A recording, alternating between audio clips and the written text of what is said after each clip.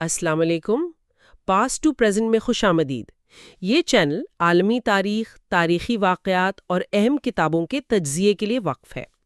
آج ہم Benedict Anderson کی مشہور کتاب امیجنڈ کمیونٹیز پر اپنی گفتگو کا دوسرا حصہ پیش کر رہے ہیں۔ قوم پرستی کو سمجھنے کے لیے یہ ایک بہت ہی بنیادی کتاب مانی جاتی ہے۔ تو پچھلی نشست میں ہم نے شروع کے کچھ ابواب دیکھے تھے۔ آئیے ذرا جلدی سے یاد کر لیں کہ کیا بات ہوئی تھی تاکہ آج کی بات سمجھنے میں آسانی ہو۔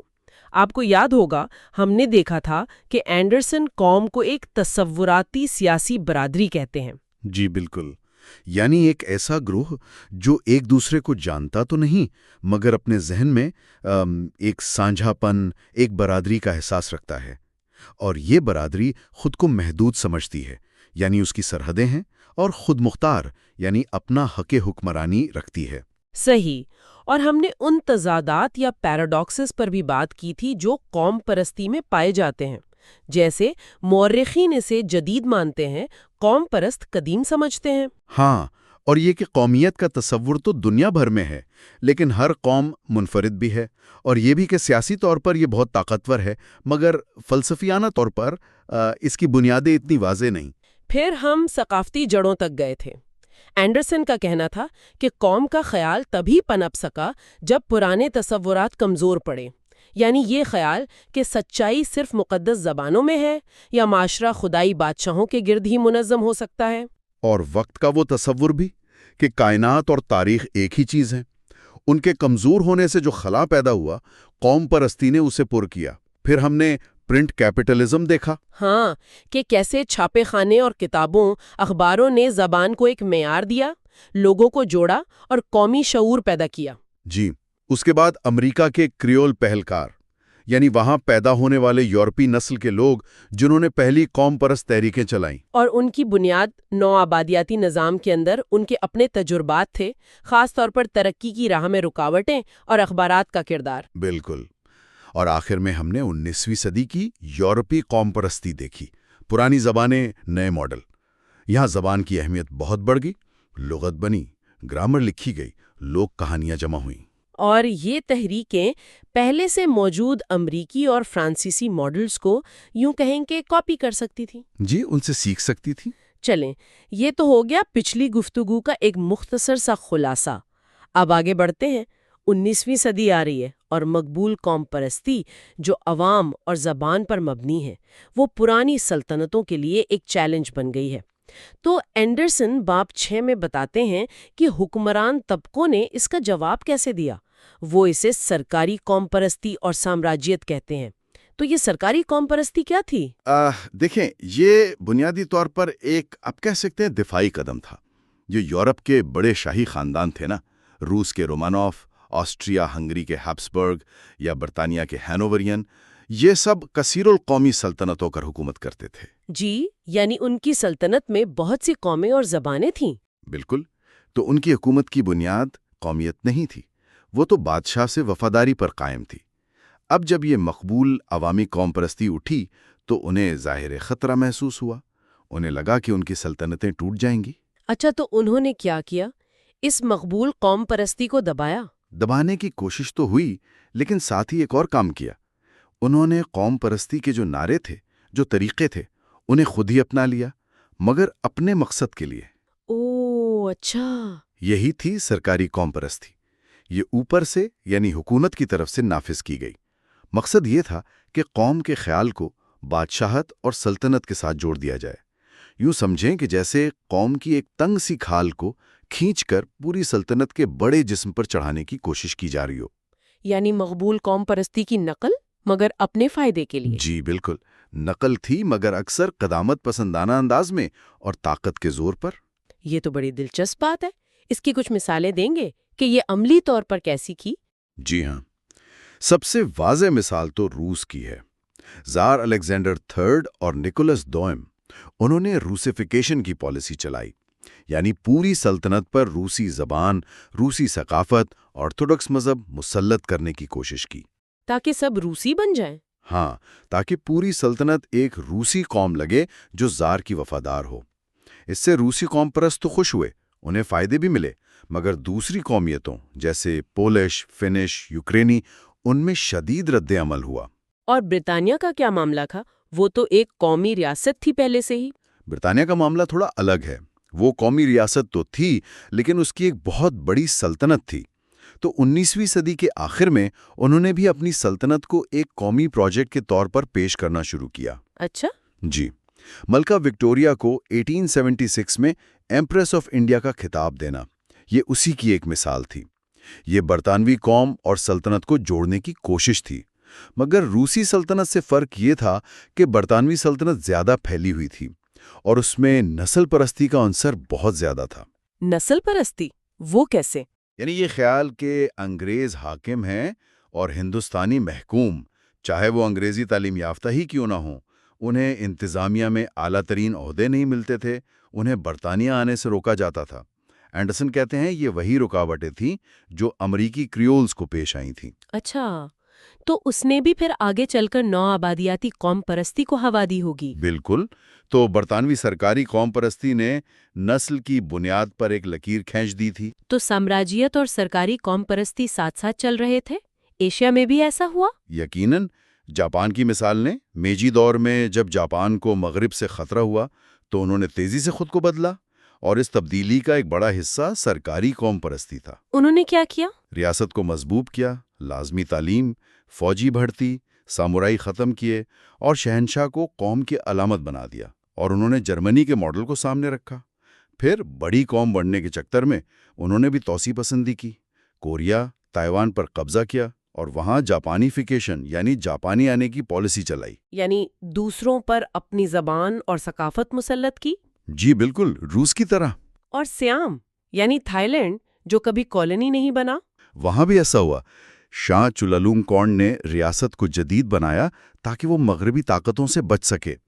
انہوں نے پڑوسی نوآبادیاتی ریاستوں کے ماڈل پر انتظامیہ بنائی، نقشے بنوائے۔ ان کے بعد جو بادشاہ آئے، واچیراوت، انہوں نے تو باقاعدہ سرکاری قوم پرستی کو فروغ دیا۔ کس طرح؟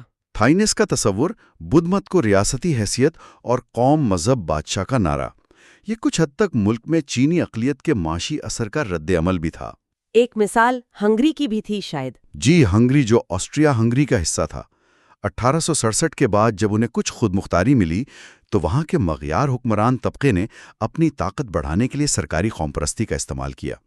انہوں نے دوسری قومیتوں پر مغیرائزیشن مسلط کرنے کی کوشش کی۔ تو خلاصہ یہ ہوا کہ سرکاری قوم پرستی ایک طرح سے پرانی حکومتوں کا مقبول قوم پرستی کو ہائی جیک کرنے کا طریقہ تھا؟ بالکل، یہ اوپر سے نافذ کی گئی اپنے اقتدار کو بچانے اور بعض اوقات پھیلانے کی ایک کوشش تھی۔ صحیح۔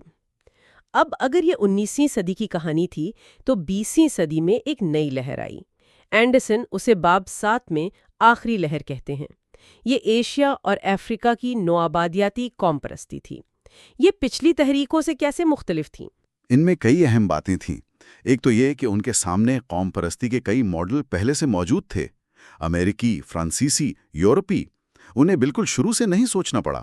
وہ ان سے سیکھ سکتے تھے؟ جی، لیکن اس سے بھی اہم اور دلچسپ بات یہ ہے کہ ان تحریکوں کو بنانے میں خود نوآبادیاتی ریاست کا بڑا ہاتھ تھا، ایک طرح سے الٹا کردار۔ الٹا کردار مطلب یہ کہ ریاست جو انہیں دبانا چاہتی تھی اسی نے انہیں بنایا؟ یہ کیسے ممکن ہے؟ یہی تو اینڈرسن کا اہم نکتہ ہے۔ نوآبادیاتی ریاست نے انجانے میں وہ بنیادیں فراہم کیں، مثلاً سرحدیں، جو انتظامی سہولت کے لیے بنائی گئی تھیں، اکثر مصنوعی تھیں، لیکن وقت کے ساتھ ان سرحدوں کے اندر رہنے والوں نے خود کو ایک اکائی سمجھنا شروع کر دیا۔ اچھا، جیسے انڈونیشیا یا نائجیریا کی مثالیں ہیں؟ بالکل۔ پھر تعلیم کا نظام، نوآبادیاتی طاقتوں نے اسکول کھولے۔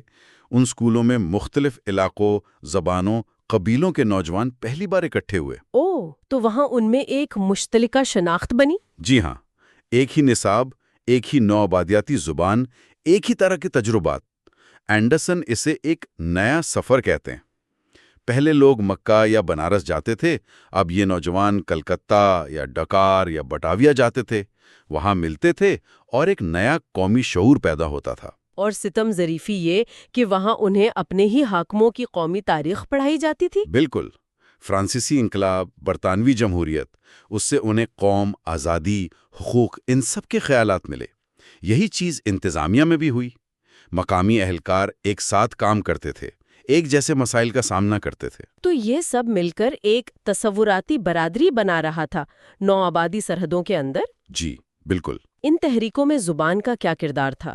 مقامی زبانیں یا نوآبادیاتی زبان؟ شروع میں تو اکثر نوآبادیاتی زبان ہی رابطے کا کام کرتی تھی، خاص طور پر جہاں بہت سی زبانیں تھیں۔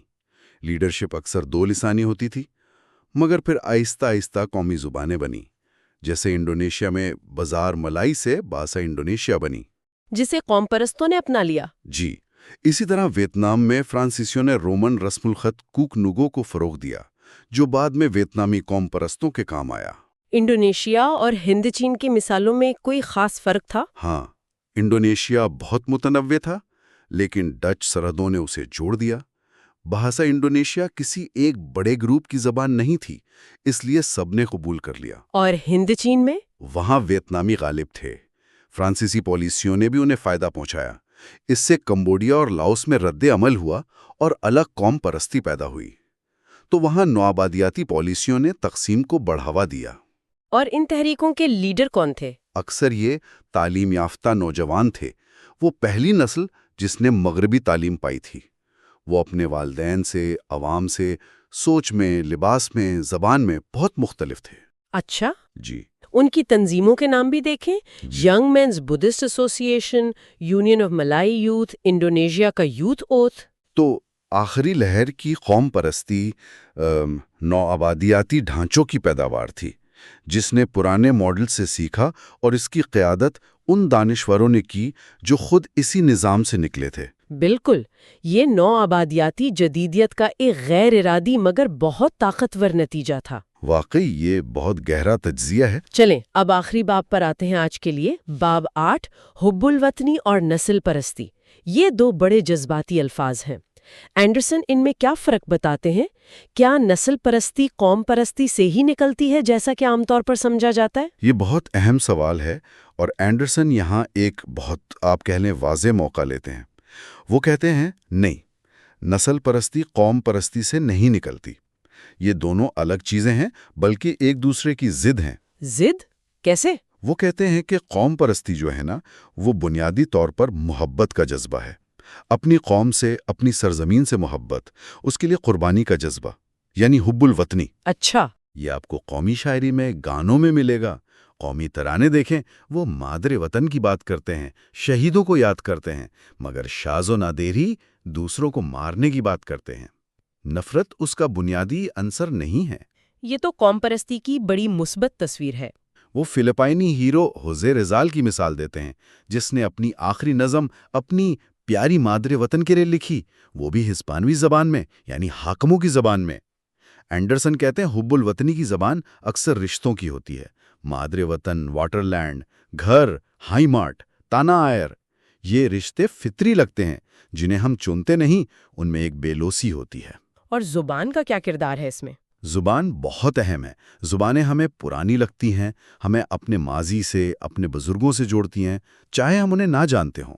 زبان ایک خاص اپنائیت پیدا کرتی ہے، جو صرف اسی زبان والے محسوس کر سکتے ہیں۔ ٹھیک ہے، یہ تو ہوئی حب وطنی۔ اب نسل پرستی پر آئیں۔ اگر وہ قوم پرستی سے نہیں نکلی تو کہاں سے آئی، اور یہ مختلف کیسے ہے؟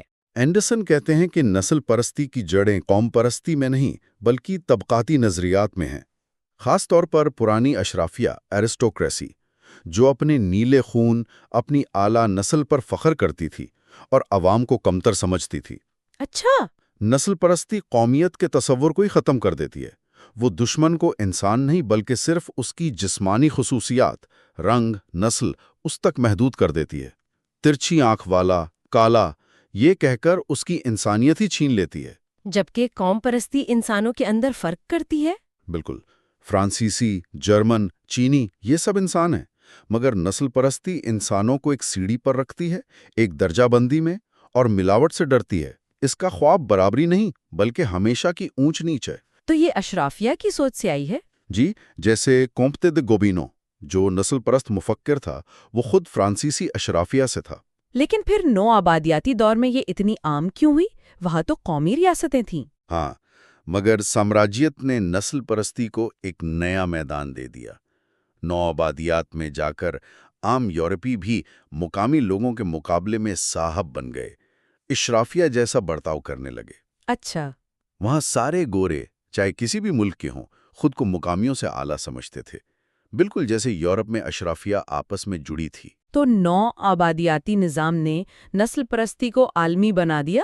جی، سامراجیت نے اسے پھلنے پھولنے کا موقع دیا۔ یہ سرکاری قوم پرستی کا ہی ایک تاریک پہلو تھا۔ لیکن جو نو آبادیاتی مخالف تحریکیں تھیں، کیا ان میں نسل پرستی تھی گوروں کے خلاف؟ اینڈرسن کہتے ہیں بہت کم، شاذ و نادری۔ ان تحریکوں نے زیادہ تر اپنی مقامی تاریخ، اپنی ثقافت کو اپنایا، چاہے وہ کتنا ہی پسماندہ کیوں نہ سمجھا جاتا ہو۔ مثال کے طور پر جیسے میکسیکو میں قوم پرستوں نے ہسپانوی نہیں بلکہ ایزٹیک ماضی کو اپنایا۔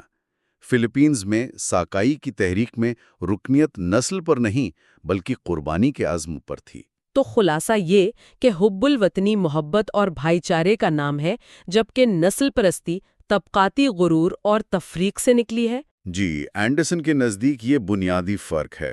قوم پرستی اور نسل پرستی دو الگ الگ چیزیں ہیں، بھلے ہی تاریخ میں کبھی کبھی ساتھ نظر آئی ہوں۔ یہ واقعی بہت اہم نکتہ ہے۔ تو آج ہم نے امیجن کمیونٹیز کے دوسرے حصے میں سرکاری قوم پرستی، سامراجیت، پھر نو آبادیاتی قوم پرستی کی آخری لہر اور آخر میں حب الوطنی اور نسل پرستی کے فرق پر بات کی۔ جی، ہم نے دیکھا کہ کس طرح سرکاری قوم پرستی ایک رد عمل تھی، پھر کیسے نو آبادیاتی نظام نے خود ہی اپنی مخالف تحریکوں کی بنیاد رکھی، اور اینڈرسن کیسے حب وطنی کو محبت سے اور نسل پرستی کو طبقے سے جوڑتے ہیں۔ یہ سب سمجھنے کے بعد ایک سوال ذہن میں آتا ہے جس پر شاید غور کیا جا سکتا ہے۔ یہ جو تاریخ کی مختلف پرتیں ہیں، عوامی تحریکیں، ریاستی جواب، نو آبادیاتی اثرات، زبان، حب الوطنی، نسل پرستی، یہ سب مل کر آج کی دنیا میں خاص طور پر ہمارے جیسے پوسٹ کالونیل ممالک میں قومی شناختوں اور جھگڑوں کو کیسے شکل دے رہی ہیں۔ اینڈرسن کا یہ تجزیہ ہمیں آج کے مسائل کو سمجھنے میں کیسے مدد دے سکتا ہے۔ اس گہری گفتگو میں ہمارے ساتھ رہنے کا شکریہ۔ امید ہے بینیڈکٹ اینڈرسن کے خیالات کو سمجھنے میں مدد ملی ہوگی۔ اگلی بار ایک نئے موضوع کے ساتھ حاضر ہوں گے، تب تک